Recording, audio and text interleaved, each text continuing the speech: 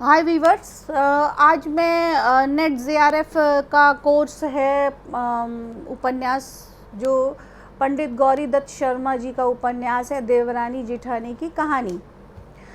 तो अभी मैं ये साबित कर रही हूँ कि ये 1870 में लिखा गया और इसे डॉक्टर गोपाल राय और डॉक्टर पुष्पाल सिंह ने इसे हिंदी का प्रथम उपन्यास माना। परंतु डॉक्टर नगेंद्र और डॉक्टर निर्मला जैन ने 1882 में लिखे हुए परीक्षा गुरु को उन्होंने प्रथम उपन्यास माना।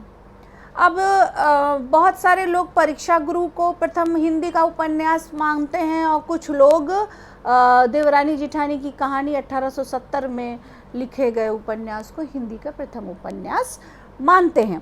अब इस उपन्यास में श्रीयुत लेफ्टिनेंट गवर्नर बहादुर के यहाँ से चिट्ठी नंबर 2672 लिखी हुई 24 जून 1870 के अनुसार 100 रुपये का इनाम गौरी दत्त जी को मिला। तो उस समय आप समझ सकते हैं कि 100 रुपये की क्या वैल्यू रही होगी। तो अब उन्होंने इस उपन्यास में बताया है कि जो मालिक होता है वो सरसुख लाल उसका मालिक है या पिता है। उसके दो बच्चे हैं, दौलत राम और छोटे लाल, और दो बेटियां हैं, पार्वती और सुखदेई। इस कहानी के प्रमुख मुद्दे यही हैं कि ये अग्रवाल आढ़ती समाज का अग्रवाल आढ़ती समाज में ये बिना इसके पिता का देहांत हो जाता है और ये बहुत अधिक मेहनत करके अपना एक आढ़तिया बन जाता है या आढ़त की दुकान चलाने लगता है। जबकि 5 वर्ष की उम्र में ही सरसुख लाल जी के पिताजी का देहांत हो जाता है। उसे उनको चाचा पालते हैं और चरना चबेना करते करते वह 50,000 तक ईश्वर उनको अब बहुत अधिक इनकम उनको होने लगती है। फिर इसमें इन्होंने दिखाया है कि बाल विवाह के ऊपर क्या होता है, फिजूल खर्ची, आभूषण, स्त्रियों की आभूषण प्रियता। तो कहानी ये है कि देवरानी और जेठानी के बीच की टसल को इस उपन्यास में दिखाया गया है। छोटे लाल की जो पत्नी रहती है वो पढ़ी लिखी होती है और पढ़ी लिखी होने के कारण वह समझदार भी होती है और बहुत अधिक सिलाई कढ़ाई भी करती है और उसको बेटा पैदा होता है। और जो भी कोई चिट्ठी लिखता है तो लोग उससे चिट्ठी पढ़वाने भी आते हैं। तो उसकी जो जेठानी होती है वो उससे ईर्ष्या रखती है और ईर्ष्या रखने के कारण वह हमेशा उसको कहती है कि हमेशा सुनाती रहती है, लड़ाई करती रहती है और हमेशा कच्ची पक्की रोटी बनाती है, खाना भी अच्छा नहीं बनाती, जिसके कारण कि छोटी को काम करना पड़े और उसे कुछ भी ना करना पड़े। और बड़ी बहू देवरानी से इतना जलती है और अपनी ननंद से भी जलती रहती है। तो जब लिथो प्रेस नेशनल में संग्रह ये जब प्रकाशित हुआ तो मुख्य बात यही थी कि लाला सरसुख अग्रवाल जो था वो उनके चाचा ने उन्हें परचून की दुकान से आढ़तिया बनाया, आढ़त बन गया।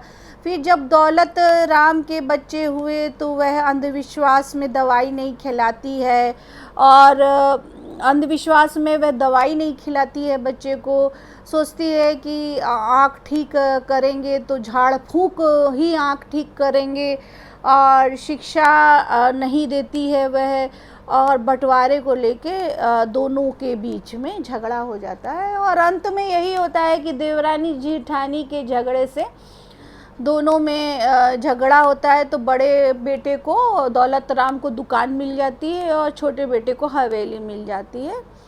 और इसमें जो मुद्दे हैं वो अंधविश्वास है, स्त्री शिक्षा है, स्त्री मतभेद है, घर की कहानी है, देवरानी जेठानी की लड़ाई है, इसमें श्रद्धा है, अंधविश्वास भी है और अच्छा सोचो अच्छा होगा इस बात के लिए भी समझाया गया है।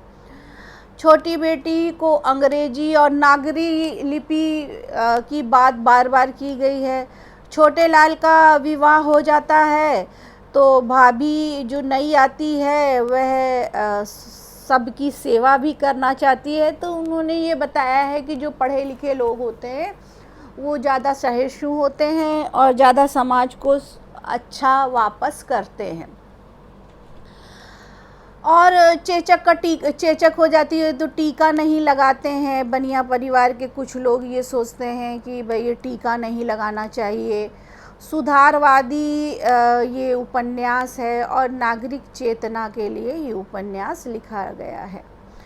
तो आपने देखा कि 1870 में लिखे हुए पंडित गौरीदत्त शर्मा के उपन्यास के मुद्दे क्या हैं, उसका बेसिक क्या है, बाल विवाह, फिजूल खर्च, ये सारे समस्याएं इन लोगों के बीच में आते। सबसे बड़ी बात स्त्री शिक्षा पर इन्होंने जोर दिया और अंधविश्वास को दूर करने के लिए उन्होंने अपनी कहानी लिखी है।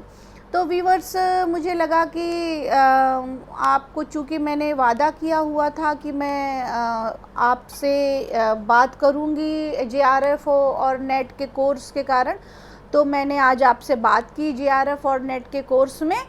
तो मुझे आपको ये उपन्यास की समीक्षा कैसी लगी, आप प्लीज़ मुझे कमेंट्स करिए, शेयर करिए और बताइए। यदि आपको लगता है कि मुझे किसी और पुस्तक की समीक्षा भी बतानी चाहिए तो ज़रूर बताऊंगी। आप कमेंट्स बॉक्स में लिख लेना। और thank you viewers, like, comments और शेयर करिए।